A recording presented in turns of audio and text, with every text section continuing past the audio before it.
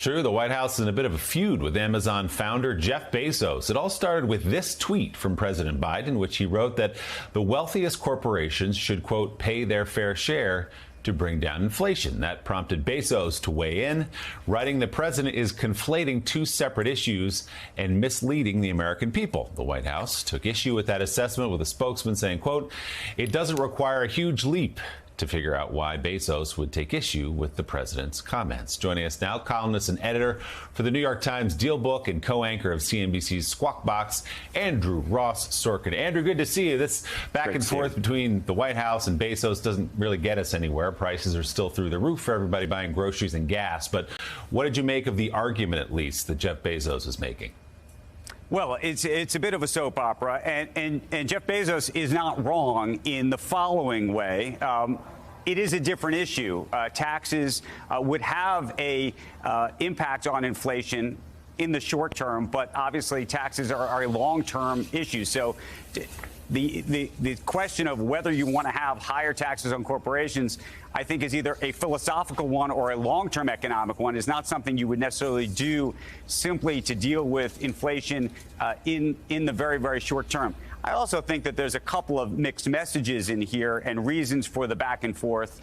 The president recently invited the head of one of the folks organizing the union in New York against Amazon. So there's a bit of bad blood that's been created that sort of is a little bit behind all this. But everybody's weighing in on this now. Larry Summers has come in on the other side of Bezos. And there's an argument to be made that it would have an impact on inflation, but just marginal in the short term. And by the way, the chance that anything is going to happen on corporate tax rates anytime soon is not even realistic. So it's a lot of bluster at the moment. Yeah, but why the bluster, Andrew? That's what just doesn't make a whole lot of sense to me. What are his PR people saying? Why is he going out now? This is a guy who's been through much worse in the past than, a Joe Biden statement. It just doesn't. I don't know make what's sense. gotten Is he into trying to Jeff keep up on with this. other billionaires with spaceships? I'm not sure exactly what's happening. It might be that there's too much attention focused on Mr. Musk, so maybe Jeff's trying to take a little bit of it. I'm not really sure, actually, what's creating this moment. I will say, now that Jeff Bezos is no longer the CEO of Amazon, he has been much more outspoken on Twitter. If you actually look, he's made comments. He used to be relatively quiet, would not weigh in on too many issues. And of course, he owns the Washington Post, so he can technically weigh in any day he wants.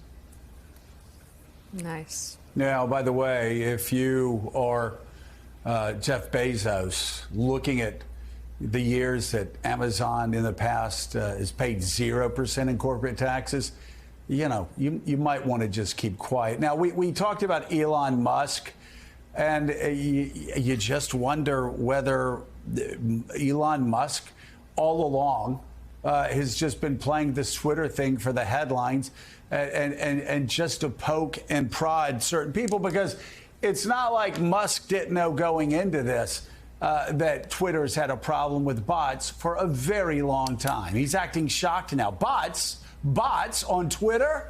Oh, my Lord, where's my fainting couch? I may not buy this after all. Look, what's happening here is a guy who I think we don't know how serious he was from the get-go, but clearly he's having cold feet. Clearly, he bought it at too high a price. Everybody thought it was economically irrational, and that was before the stock market and all these big tech companies started to fall. So, when you start to think about where the market was when he bought Twitter, where the market is today, what Twitter was realistically worth then and definitely now, and I think what you're starting to see is Elon Musk trying to poke holes, trying to find anything he can grab onto so he can go back to Twitter and say, you know what, I'm not doing this deal at the price that I agreed upon. Either I'm walking or you're going to take a much lower price. Now, in truth, the Twitter board, which is being toyed with in so many ways, could go back and say, you know what, if you read the contract, you have to buy us at the price agreed upon. Let's go to court. But then they'll end up in court for 12 months, 2 years. That costs money. And so maybe they're going to have a calculus, which is to say, you know what, I'll take a lower price just to get this whole thing to be over with. You know, politics aside, I mean, who he's going to allow on, who he's not going to allow on Twitter. I mean, you know, I don't know a whole lot about finance. He's the richest guy in the world. Willie and I, of course, everybody knows, we invest at the dog track. But even I understand this is a really stupid deal. There's a reason why every time he backs away from Twitter and gets cold feet, Tesla stock goes up. It's just a dumb play for him. Andrew I should say, Sorkin, their stock's been tanking too.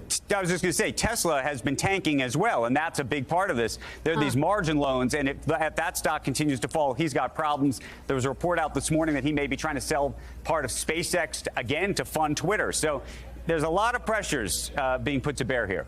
Andrew Ross Sorkin, thank you very much. We'll see you once again tomorrow. And coming up, a look at this.